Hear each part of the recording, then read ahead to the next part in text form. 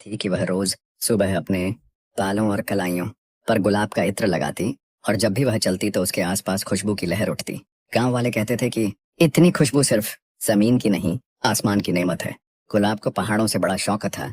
वह अक्सर शाम को गांव के किनारे पर स्थित पहाड़ियों पर जा बैठती। एक दिन वह अकेली ही दूर निकल गई। शाम के समय आसमान पर लाल रंग छाया हुआ था और हवा में अजीब खामोशी थी। वह पहाड़ की चोटी पर बैठी आसमान देख रही थी कि अचानक एक साया उसके पीछे उभरा। यह एक जिन्न था, कद में ऊंचा, आंखों में लाल रोशनी और चेहरे पर अजब सुकून। मगर वह जिन्न दूसरों की तरह डरावना नहीं था। वह खामोशी से बोला, तुम कौन हो? तुम्हारी खुशबू ने मुझे मेरी कैद से आजाद कर दिया है। गुलाब चौंक कर उठी, मगर जिन्न के लहजे में नरमी थी। वह डरने के बजाय मुस्कुरा दी। मैं तो बस एक लड़की हूँ। खुशबू से किसी को आजाद कैसे किया जा सकता है? जिन्न की आंखें नम हो गईं। सदियों से मुझे पहाड़ के भीतर कैद किया गया था। कहा गया था कि जब कोई ऐसा दिल आए जिसमें मासूमियत हो और जो गुलाब की खुशबू लेकर आए, तब मेरी कैद टूटेगी। तुम ही वो हो। गुलाब चुप हो गई। उसके दिल में अजीब सा खिंचाव महसूस होने लगा। वह सोचने लगी कि यह जिन्न भले ही रहस्यमयी है, मगर उसके शब्दों में एक गहरा दर्द छिपा है। अगले कई दिन वह पहाड़ पर जाने लगी। जिन्न कभी साय में, कभी रोशनी में आकर उससे बातें करता। वह उसे अपने दुख सुनाता, पुरानी कहानियां सुनाता और कभी कभी अपनी आंखों से ऐसे देखता जैसे दुनिया की सबसे कीमती चीज सामने खड़ी हो। गुलाब भी बदलने लगी। उसे वे लम्हे पसंद आने लगे जब वे दोनों पहाड़ की चोटी पर बैठते और दूर तक फैले आसमान को देखते। एक दिन जिन्न ने धीरे से कहा, तुम्हारे करीब आकर मुझे लगता है कि मैं इंसान बन सकता हूँ। क्या तुम चाहोगे कि मैं हमेशा तुम्हारे साथ रहूं? गुलाब की आंखों में रोशनी झलकने लगी, मगर वह डरी भी। अगर गांव वालों ने देख लिया तो वे तो तुम्हें स्वीकार नहीं करेंगे। जिन्न मुस्कुराया, मैं उनके सामने नहीं आऊंगा, बस तुम्हारे लिए रहूंगा। तुम्हारी खुशबू ही मेरा जहान है।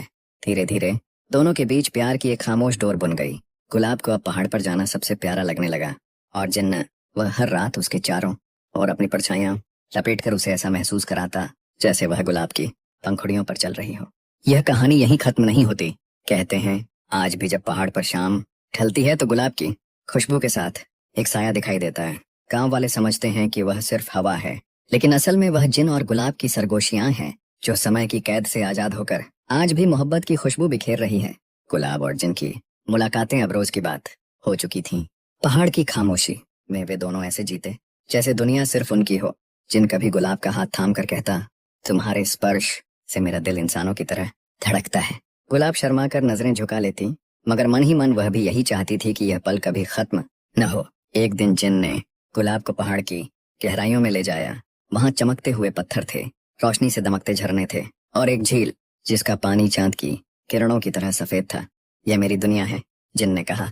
यहाँ समय रुकता नहीं, लेकिन लम्हे हमेशा के लिए याद बन जाते हैं। गुलाब ने झील में अपना अक्स देखा। वह चौंक गई, क्योंकि उस अक्स में जिन्न भी उसके साथ खड़ा था और उसकी आंखों में इंसानों जैसी नरमी झलक रही थी। वह बोली, क्या तुम सचमुच मेरे साथ रह सकते हो, इंसानों की तरह?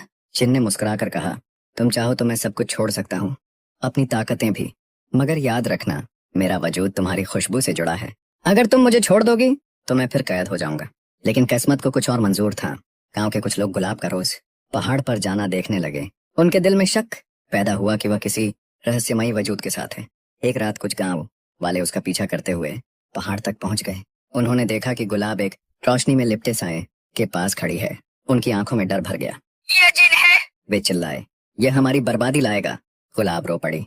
वह जिन्न के सामने खड़ी हो गई। नहीं, यह मेरा दुश्मन नहीं, यह मेरा साथी है।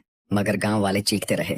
जिन्न ने अपनी आंखें बंद करके आसमान की ओर देखा। अचानक हवा तेज हो गई, बादल गरजने लगे और बिजली पहाड़ के किनारे चमकने लगी। जिन्न ने धीरे से गुलाब का हाथ थामा और बोला, मैं तुम्हें नुकसान नहीं पहुंचाऊंगा, लेकिन यह दुनिया हमें कभी कबूल नहीं करेगी। गुलाब ने अश्क भरी आंखों से कहा, तो मुझे अपनी दुनिया में ले चलो, जहां सिर्फ हम दोनों हों।